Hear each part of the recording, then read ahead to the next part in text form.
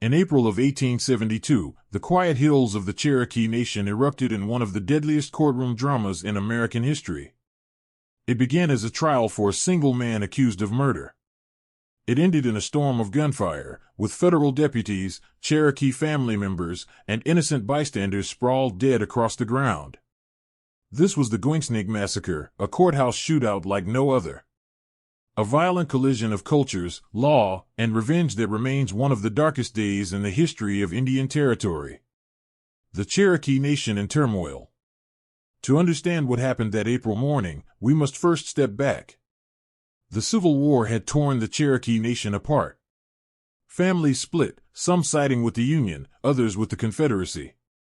When the war ended, bitterness remained, and old grudges simmered in the rolling hills of the Goingsnake district. The Cherokee people had their own courts, their own laws, their own way of handling justice. But federal officials in Fort Smith, Arkansas, led by Judge Isaac Parker, the infamous hanging judge, were determined to enforce U.S. law inside Indian Territory. This constant tug-of-war over who had the right to try cases, Cherokee courts or federal courts, created confusion, tension, and resentment. The sparks of conflict. The trouble began with a killing.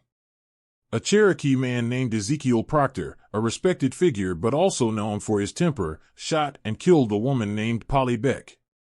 The Beck family was prominent, powerful, and deeply connected. They demanded blood. Proctor claimed it was an accident, a tragic misfire aimed at another man. The Cherokee court scheduled his trial at the Goingsnake District Courthouse. But the Beck family feared local justice would favor Proctor. They demanded federal intervention. So, while Proctor's case went to trial in a small Cherokee courthouse, a posse of U.S. Marshals and Beck family allies rode in from Fort Smith, armed and ready to ensure justice. The courthouse becomes a powder keg. On April 15, 1872, the little log courthouse filled with tension. Inside, Ezekiel Proctor sat before a Cherokee judge and jury. Outside, federal deputies gathered with rifles, joined by members of the Beck clan. The courthouse was packed wall to wall. Neighbors, families, and townsfolk crowded in, eager to see the drama unfold. Everyone knew the air was heavy with danger. When the marshals tried to enter, Proctor's supporters bristled. Some say harsh words flew, others claim the first shot rang without warning. But in an instant, the courthouse erupted into chaos.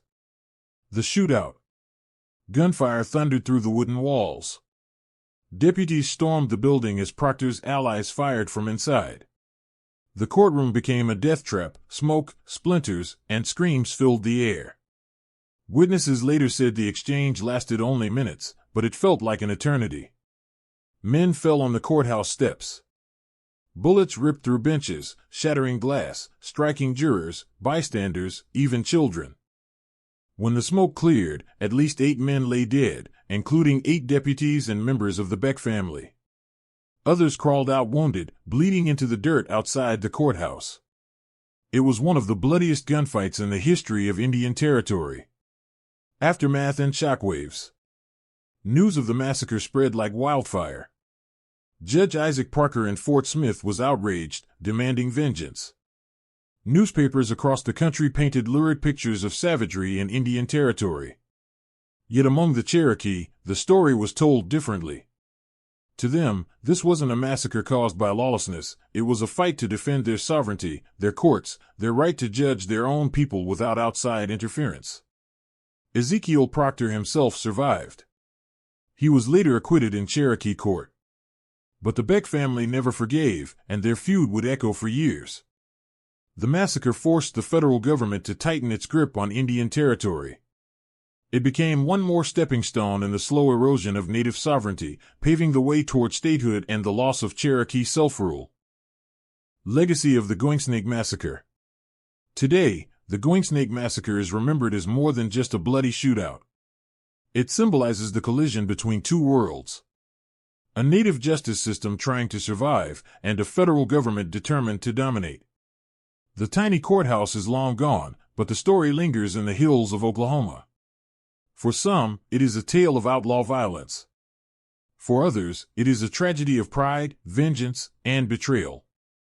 And for the Cherokee Nation, it stands as a reminder of their struggle to govern themselves in a land that was supposed to be theirs. The Goingsnake Massacre was not just another Western gunfight.